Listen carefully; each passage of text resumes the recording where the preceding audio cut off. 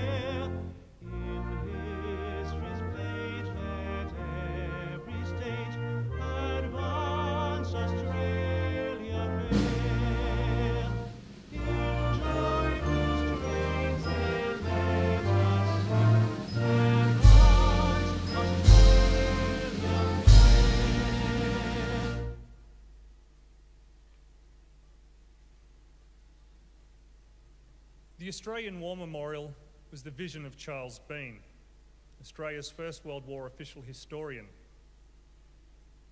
Bean landed with the Australian troops on Gallipoli and stayed with them at the front through until the end of the war.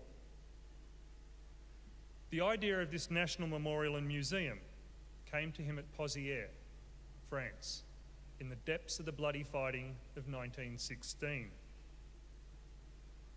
Bean's idea was that this would be a place where families and friends could mourn loved ones buried in faraway places. It would also be a place that could help all Australians understand what these men and women had endured and what they had done for us. Bean's vision, to which we remain true, is best expressed as inscribed in the entrance to the memorial's galleries. Here is their spirit, in the heart of the land they loved, and here we guard the record which they themselves made. Tonight, we will read the story behind just one of those on the Roll of Honour, which lists the names of more than 102,000 men and women who have given their lives for us in war and operations for more than a century. But first, we present a lament. Flowers of the forest. Wreaths or floral tributes will now be laid at the base of the pool of reflection.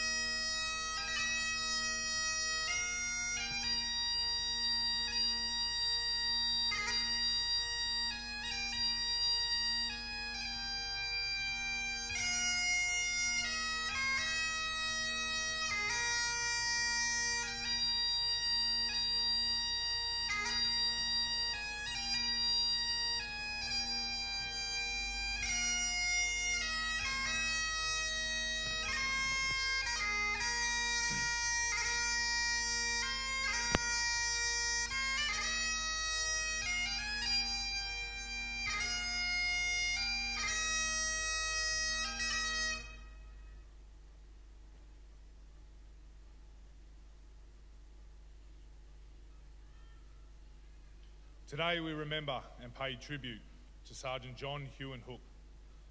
John Hooke was born in 1889, one of 4 children of Charles and Maud Hooke of Ravenswood near Bendigo in central Victoria. The Hookes were well known and respected landowners who possessed strong pioneering ties in New South Wales and Victoria.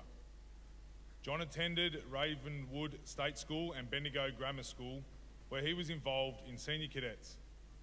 Afterwards, he worked as a clerk at the Bendigo branch of the Bank of Australasia and was an active member of the local lawn tennis club. He took up a position as an accountant at the bank's head office on Collins Street in Melbourne in 1912, where he was working on the eve of the First World War. John Hooke enlisted in the Australian Imperial Force less than 2 weeks after Britain declared war on Germany. After a period of training at the military camp in Richmond, during which he was promoted to sergeant, Hooke sailed for Europe with the first troop ship convoy in October 1914 as an original member of the 6th Battalion. On the day before he sailed for the Great War, John married Constance Huon at the Holy Trinity Church in Kew. Ottoman Turkey entered the war on the side of the Central Powers after the convoy set sail, and so the Australian and New Zealand troops on board were disembarked in Egypt to protect the British interests in the area. By April 1915, they joined British and French troops in a series of landings along the Gallipoli Peninsula in an effort to gain control of the Dardanelles and ultimately knock the Ottoman Empire out of the war. The 6th Battalion landed on Gallipoli on the morning of the 25th of April 1915, coming ashore under fire as part of the second wave assault from around 5:30 a.m. The battalion pushed inland into the steep, precipitous terrain to reinforce the 9th and the 12th Battalion in the area that became known as Bolton's Ridge. As the 6th Battalion pressed inland, it was engaged by sporadic rifle and artillery fire from the Ottoman defenders, who inflicted a heavy toll. Hooke was seriously wounded in fighting that morning.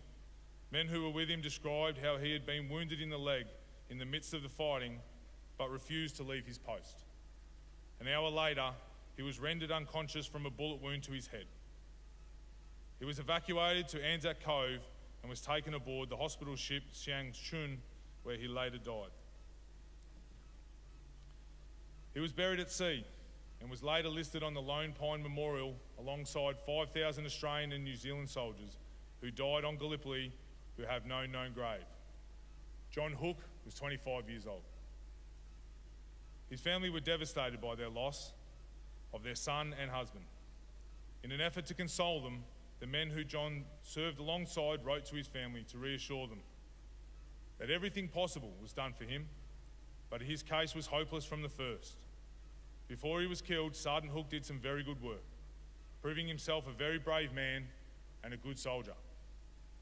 We all feel proud that he belonged to our company. During the 9 months he was with us, he won for himself the esteem and regard of every member. And believe me, we all regret his death very much. John Hooke's name is listed on the Roll of Honour to my right among almost 62,000 Australians who died while serving in the First World War. His photograph is displayed today beside the pool of reflection. His is but one of the many stories of service and sacrifice told here at the Australian War Memorial. We now remember Sergeant John Huon Hooke, who gave his life for us, for our freedoms, and in hope of a better world.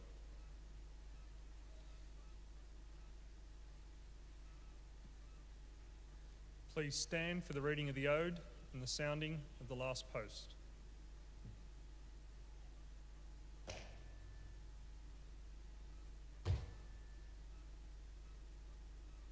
They shall grow not old, as we that are left grow old. Age shall not weary them, nor the years condemn. The going down of the sun, and in the morning, we will remember them. We will remember them.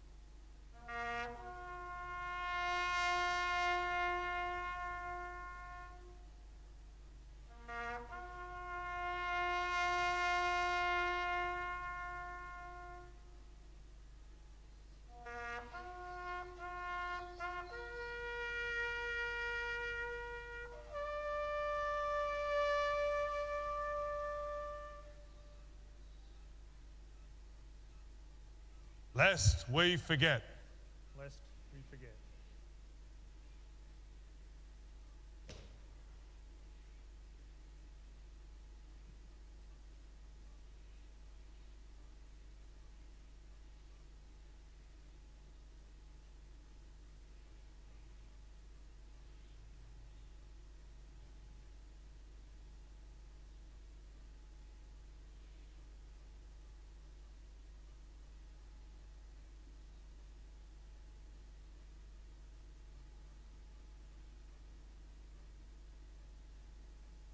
We leave you this evening with the words of the memorial's founder, Charles Bean.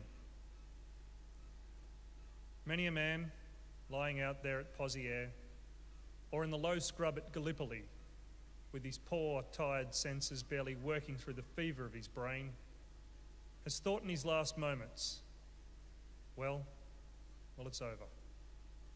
But in Australia, they will be proud of this.